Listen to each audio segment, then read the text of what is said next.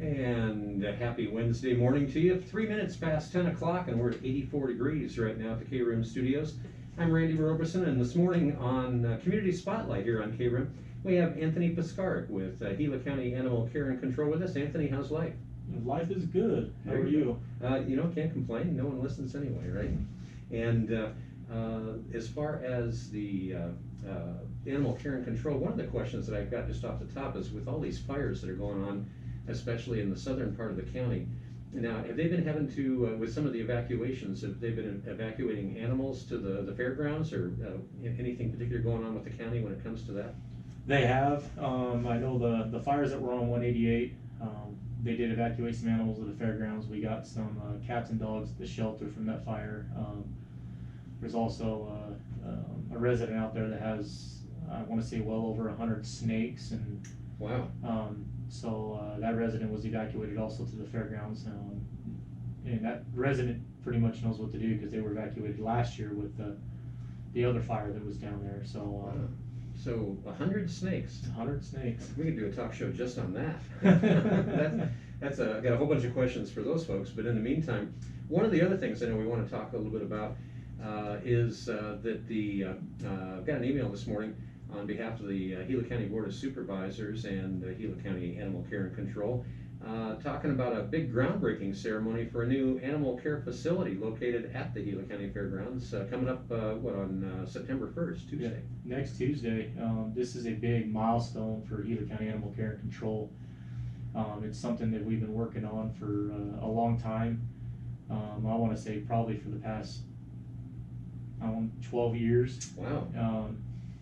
It's came up and then fizzled away, came up, fizzled away, and then this last time it came up, it actually stuck. The building that we're in right now is, it's, if you look at it from the outside, it's your classic looking dog pound.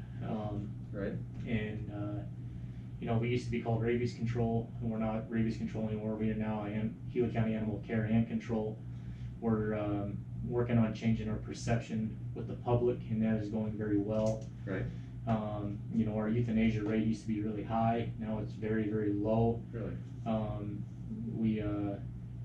We get a lot of animals out to rescues. We adopt a lot of animals out now. Facebook has been a game changer for us in a good way.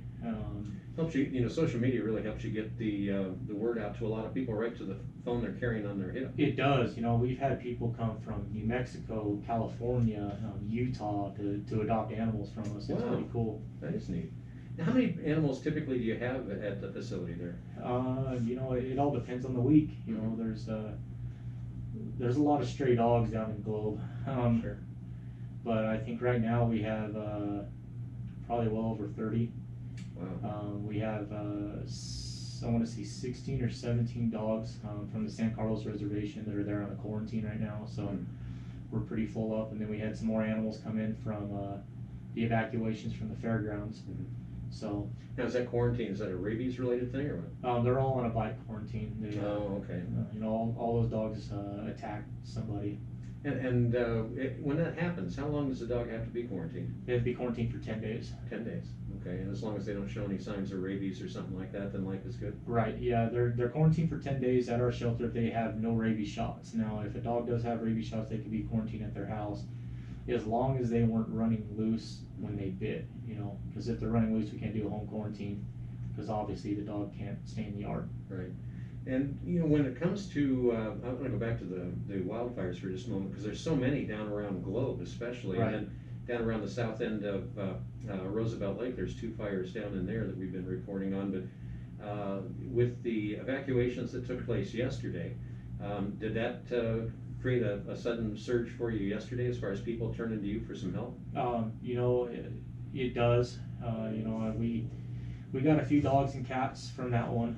There's a lot of livestock that had to be moved, and of course they can't use the fairgrounds because they're being evacuated from there because the fire's moving towards there. I saw a picture from the fairgrounds last night that I think one of the clients had posted up, right, where you could see the flames not too far off. Yeah, it's through that canyon right there. Them winds blow hard. So yeah. Wow.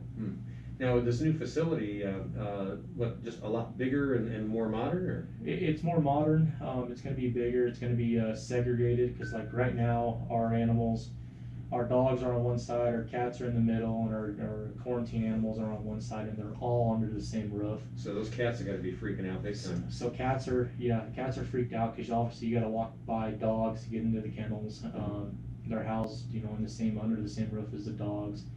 So our new shelter is going to be segregated. We have a section for adoptable dogs, a section for strays, a section for stray dogs, a section for stray cats, adoptable cats, meet and greet room. It's Oh, wow. it's going to be really nice. That sounds great. Now, when it comes to the types of things that Gila County Animal Care and Control responds to, I know that in the past we've talked about, there's been in different places and at different times a small rabies outbreak that people need to be made aware of. Is that a cyclical thing? Is that just during certain seasons of the year? Right now it's been strange. I mean, the past 3 years we saw a surge early in the year, which is very untypical for the rabies virus to be showing up in the wintertime. But this year we haven't seen much rabies at all, which which is great. And I don't know if it has to do with more people being out in the woods, or these fires going on. People haven't been able to get out in the woods and stuff like that. Right. But knock on wood, it's not going to pick up. So far, no big deal that way. Right. Now, how about when it comes to parvo and distemper and things like that? Do you have to deal with that as well? We do get calls for welfare checks for like people who breed, Right. to go check up on them. And you see that a lot in breeders. Parvo runners are rampant through that stuff. And we can give them a warning, tell them, they need to get vet care and stuff like that, otherwise we'll open up an animal cruelty investigation on them. Wow, that's and that's such a sad and tragic thing to watch a dog go through. Definitely, yeah. Terrible. So, I mean, what's the this time of year right now? I mean, we're seemingly in a never-ending summer. The monsoon is more of a non-soon for a lot of us, at least down in the Tonto Basin. I mean, I think I've seen 6 raindrops in the last couple of months. What's the bulk of your calls right now? Welfare checks. Dogs tied up outside, no food, water, shelter. Right. And dogs in hot cars. We usually don't get that up here. That's usually down in Globe. I know we got one in the shelter right now that we're investigating for, that was left in a hot car. Our officers was able to get it out. If that dog probably would have been there 10 more minutes, it probably would have died. And people sometimes, I think, maybe don't realize that dogs can't sweat except for on the bottom of the pads of their feet. That's why they have to pant and stuff. Right. But if they're in a real hot environment, that can be killer for them. Most definitely. I've taken temperatures of cars, down in Globe in the middle of summer, and on the dash it's reached 160, 170 degrees. So I couldn't imagine sitting in a car being that hot. Wow. Yeah. And but do you have many of those kind of calls? Down in Globe, there's quite a few. Up here, because mainly up here I do everything outside of town. Right. And I don't know if animal owners up here are just more conscious about it, or what. Right. And wow, that when it comes to the highways and things like that.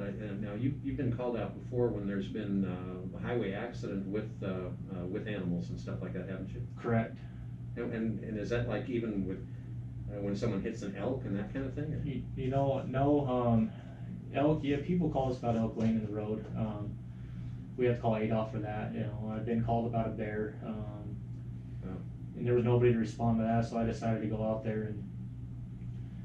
I should have probably changed the underwear for that call, because that bear scared me. that would be a little spooky, because they're already probably on pins and needles because of the accident and ready to just rip somebody a new one. Yeah, he was that bear was still alive. He was laying there on the ground and he's just bleeding out of his mouth, and I walk up to him and he sits up and looks at me, and I back up a few inches and he gets up on all fours and starts walking towards me, and That Yeah, there's so many one-liners I could use there, none of which are appropriate for the radio. But yeah, that would definitely be hair-raising. So now, when it comes to the elk, though, you don't normally get a call for that kind of thing that much. No, not unless it's on somebody's property, you know, deteriorating, it's breeding flies. There's nobody there to remove it, and we'll try to make arrangements to get it out of there. If it's a fresh kill and no one's around and you need someone to pick it up, I'd be more than happy to put some in my freezer. Right, yeah, I totally agree with that. Yeah, but you know, you mainly focus on what, from the dam at Roosevelt Lake north, right? Yeah, I do everything from Roosevelt Dam to north of Strawberry to Young to Doll Baby Ranch. And how many people have your position with Gila County Animal Care and Control? There's just me up here, and then we have 2 officers in Globe, a kennel tech, and then our supervisor. Right, wow. And wow, that's got to keep you all busy. I mean, I know it takes you, especially, you know, with your area that's so far flung, that I imagine you've got a lot of driving time in it. A lot of driving time, you know. I've been in Strawberry and had a call to go to Tonto, had to go to Tonto, then got a call to go to Young, had to go to Young. You know, a lot of windshield time. Yeah. But, you know, it's part of the job. Well, there you go. That's why they pay you the big bucks, right? Never mind. Anyway, so what's probably the biggest misconception that you think people might have out there about your job and working with animal care and control? That we're animal killers. Oh yeah, you're just coming in to take them all out, right? Exactly, you know, and we're not about killing animals. We're not about taking your animals from you. We just want them cared for properly, and you know, make sure they stay on your property, and you're abiding by the Arizona state law, and having your license and your rabies shot, and abiding by, you know, Gila County dog at large ordinance. You know, if your dog's off your property, it's supposed to be on a leash. Sure. Thus the term animal care and control. Exactly. And is that a big problem as far as people just with animals running loose? It is, you know. And I understand we live out in the forest, you know, people like to take their dogs and run out in the forest. You know, it's gonna happen. The thing that comes up quite a bit is you're out in the forest with your dogs, they're running loose. Somebody else is walking in the forest with their dog on a leash. Your dog decides to go greet that dog, they get into a fight, somebody gets bit. Then I'm called, and then I gotta take your dogs, if they don't have rabies shots, you know, to the shelter for 10 days quarantine. Fun games. You know, as far as dogs that are really aggressive, you mentioned that you have a few in the pound that are in as a result of you know, biting somebody and that type of thing.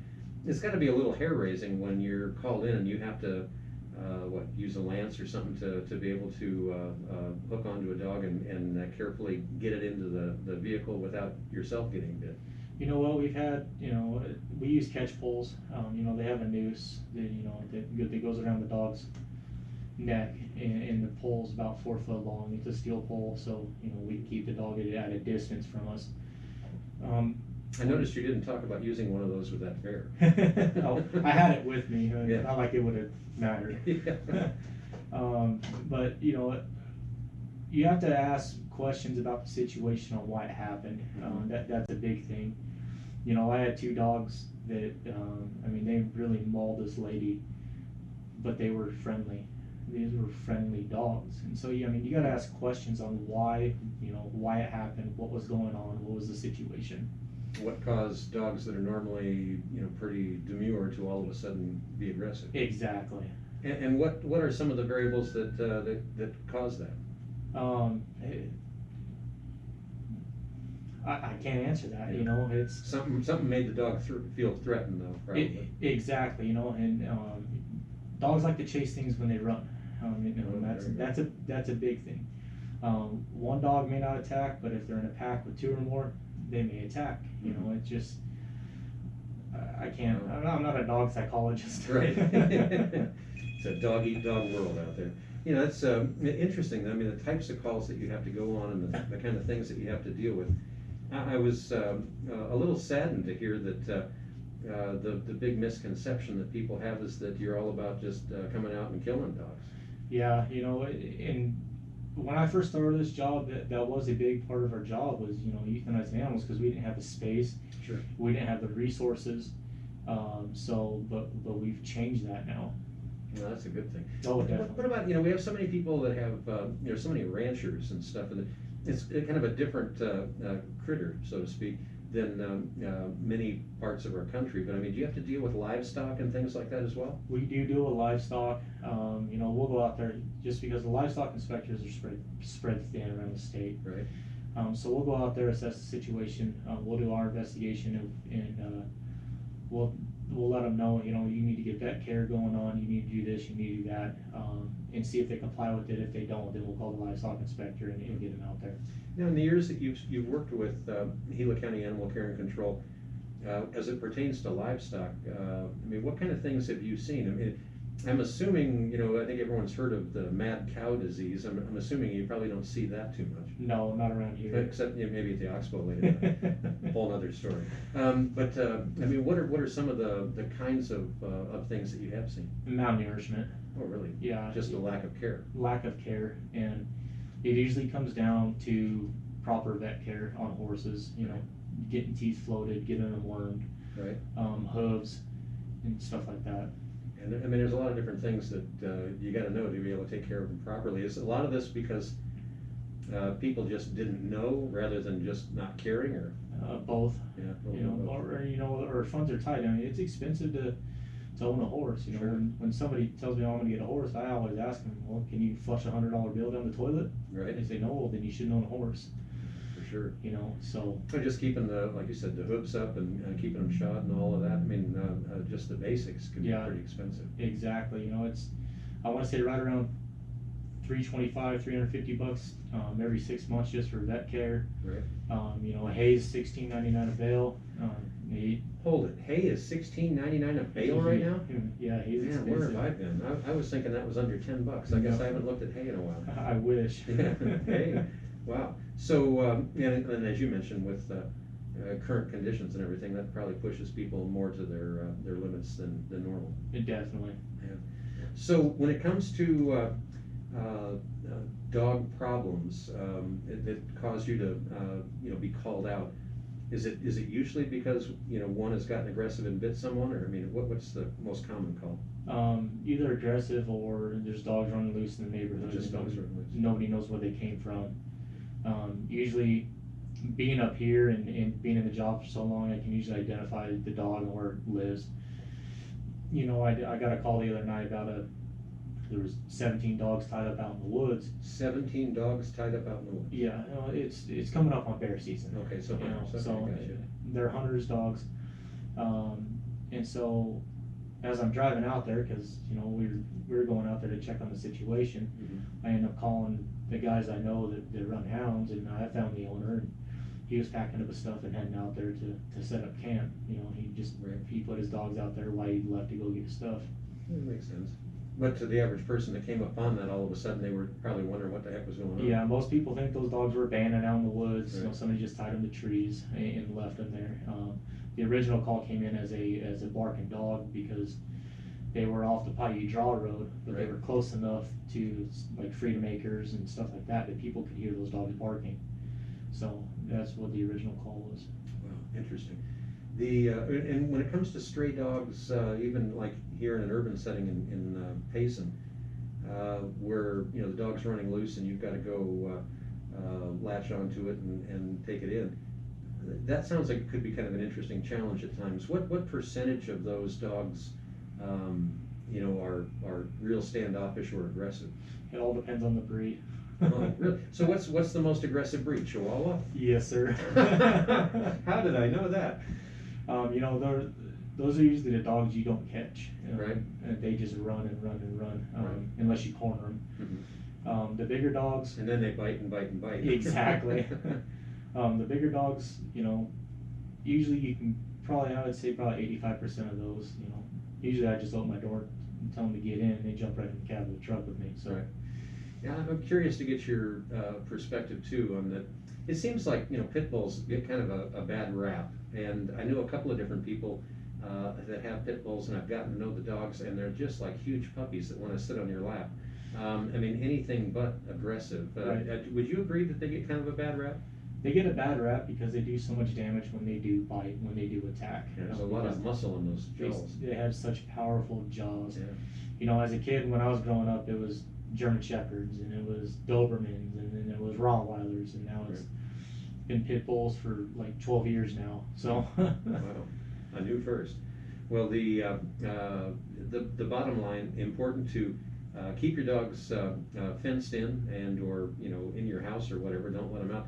And I would imagine that that's critical as far as them not getting tangled up with other animals as well as other people and maybe being cornered and all of a sudden getting into that fight or flight mode. So bottom line, you got to keep them under control. As far as rabies vaccinations and stuff, I know that you get your dog tags through the county, right? So if you live in town, you get them through the Humane Society. Oh, okay. Anything outside of city limits, you go to us over at the health department. The town of Star Valley does their own tags. You got to go to the Star Valley Town Hall for that. Wow, I didn't realize that. That's interesting. Now and what do tags cost with the county? Quit's dying. I want to say it's $10 for altered and $30 for unaltered. Right.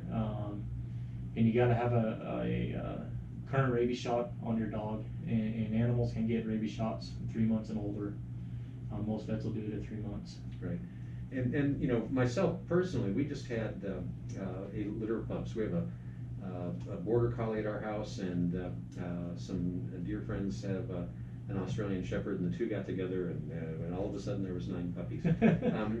And we prior to rehoming them, we got them their first round of puppy shots. Right. I want to talk just a minute about how important that is, because that covers a multitude of different things, doesn't it? Yeah, a multitude, and mom being vaccinated is very important too, because she'll pass those antibodies onto the puppies. Right. When they're born. I've always told everybody, if you get a new puppy, you don't take them off your property until they have at least their first set of puppy shots. Right. Because once you bring that parvo home, it's hard to get away. You got to treat your whole yard with bleach and water. And that the parvo it's a virus, right? Yeah, it's a virus. And that can actually live on the soil for. I was astounded some of the reports that I've heard as far as how long that can hang around. 7 years. 7 years. Yep. Wow. And so, it's not one of these things where we'll wait a couple of weeks and then we'll bring a new dog home. I mean, you're just going to go through the whole thing again. Yeah, exactly. We bought a piece of property out in Brown Valley about 8 years ago, and we did some dirt work out back, but we uncovered some dog bones. Somebody, the previous owner had buried some dogs in the backyard. And I brought a couple puppies home from our shelter down in Globe. Mm-hmm. Those dogs caught parvo and died. Just from buried bones. Yeah, buried bones, and I don't know how long they've been in there, but they've been in there for quite a while. These were dry bones. Dry bones. Wow. And for some reason I knew that I was surprised last time I heard how long that parvovirus could hang around, but I'm amazed again because I didn't realize it was 7 years. That's crazy. It lives a long time. And so that the puppy shots what covers parvo, distemper, that kind of thing. Yeah, parvo, distemper. I want to say the coronavirus. Yeah. I'll take one of those shots. There's a couple more on there. You can get a 5-way or a 7-way. Wow. So they're pretty good. And you can buy them at Tractor Supply. You can buy them at PetSmart. You can buy them at Pace and Feed. Right. So, and that's something you just give to them underneath the skin. Right. And just subcutaneous. Pull up the nape of the neck and zap them in there, and you're good to go. Interesting. So when it comes to if you could have everybody listening and give them one pointer from Gila County Animal Care and Control, what would that one pointer be? Take care of your animals. Right. So it really is neglect is the big thing. Yeah, it's something you may be doing with your dog may not be the right thing. Right. That my dogs stay outside, but they have a huge yard. They got a porch to lay on, Right. a huge covered yard. They got dog beds on the porch. The dogs outside sitting on a chain. Their bulls are right by them, so they knock them over. They're left all day with no water or food. I can't stand seeing that. There is no law on it with Gila County as of right now, but I will be coming to talk to you about it. That's got to be tough for you personally, because I know you love your animals, and to see neglected animals, that's got to be frustrating. Right. If you're gonna get a dog, don't put it outside on a chain and leave it there all the time. It needs to be socialized. It needs to come off the chain. It needs to be a dog. Right. Makes sense. Now, people have more questions about Gila County Animal Care and Control, or, you know, they want to call in to maybe report a stray animal. Is there just one number for all of that? So for the Payson area, the number is 928-474-1210. You'll speak to our lovely receptionist Marcella up front, and she'll give me the call. You can also hit us up on Facebook at Gila County Animal Care and Control. And for down in the Globe area, you know, south of the bridge, it's 928-402-8875. But up here, 474-1210. Up here, 474-1210. Cool. Anthony Puskaric with Animal Care and Control, thanks again for coming down and being with us. Always a pleasure to see you. No problem, thank you. All right.